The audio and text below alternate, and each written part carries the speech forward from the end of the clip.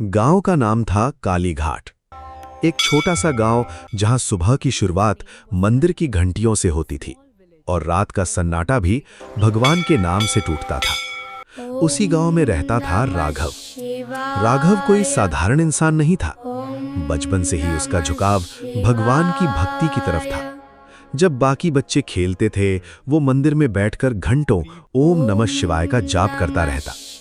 लोग कहते थे, ये लड़का बड़ा होकर संत बनेगा, पर जिंदगी को शायद कुछ और ही मंजूर था। पहला झटका। राघव 18 साल का हुआ ही था कि उसके पिता का अचानक देहांत हो गया। घर की सारी जिम्मेदारी उसके कंधों पर आ गई। मां बीमार रहती थी, छोटी बहन की शादी करनी थी। गांव वाले बोले, इतनी भक्ति करता है, भगवान इसकी रक्षा करेंगे। राघव ने भी यही सोचा। उसने अपनी भक्ति और बढ़ा दी। सुबह 4 बजे उठकर पूजा, दिन भर काम, रात को फिर ध्यान। लेकिन जितनी भक्ति बढ़ी, उतनी ही मुश्किलें भी बढ़ने लगी। अजीब संयोग या कुछ और। खेत में फसल बर्बाद हो गई, मां की बीमारी बढ़ती गई, बहन का रिश्ता बार बार टूट जाता। जहां काम करता था, वहां से निकाल दिया गया। गांव के कुछ लोग धीरे धीरे फुसफुसाने लगे, इतनी भक्ति के बाद भी अगर ये हाल है, तो कहीं भगवान इससे नाराज तो नहीं। ये बात राघव के दिल में चुभ गई, सवाल जो डर पैदा करता है। एक रात मंदिर में बैठकर राघव रो पड़ा। हे भगवान, मैंने कभी किसी का बुरा नहीं किया, मैंने सिर्फ आपकी भक्ति की, फिर मेरे साथ ही ऐसा क्यों? मंदिर में सन्नाटा था, लेकिन उस सन्नाटे में एक सवाल गूंज रहा था, क्या सच में भक्ति करने वालों को ज्यादा दुख मिलता है? अगले दिन गांव में एक अजीब साधु आया।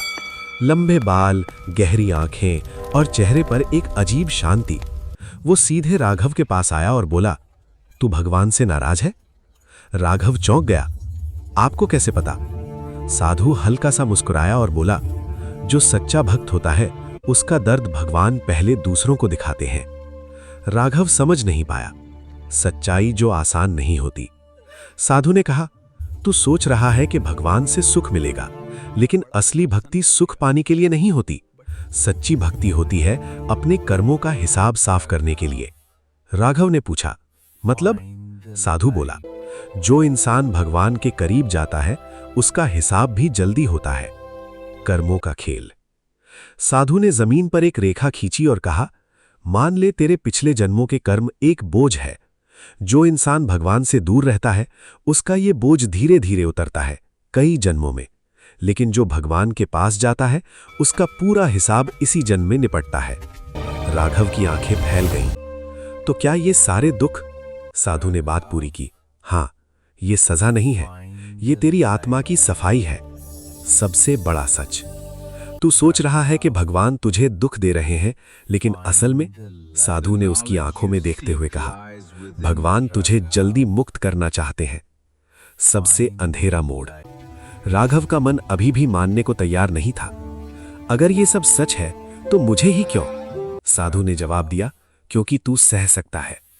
बदलाव की शुरुआत। उस दिन के बाद राघव ने अपनी सोच बदल दी। अब वो भक्ति कुछ पाने के लिए नहीं करता था, बल्कि जो भी हो रहा है, उसे समझने के लिए करता था। धीरे धीरे मां की तबीयत स्थिर होने लगी, बहन का रिश्ता तय हो गया, उसे नया काम मिल गया। लेकिन सबसे बड़ा बदलाव बाहर नहीं, अंदर हुआ। अंतिम ज्ञान। कुछ साल बाद वही साधु फिर मिला। राघव ने कहा, अब समझ आ गया दुख क्यों मिले थे। साधु मुस्कुराया और बोला, क्या समझा? राघव बोला, भगवान भक्त को दुख नहीं देते, वो उसे मजबूत बनाते हैं और उसके कर्म खत्म करते हैं। साधु जाते जाते कहने लगा, याद रख, जिसे भगवान जल्दी ऊपर उठाना चाहते हैं, उसे पहले नीचे गिराते हैं। और फिर वो अचानक गायब हो गया।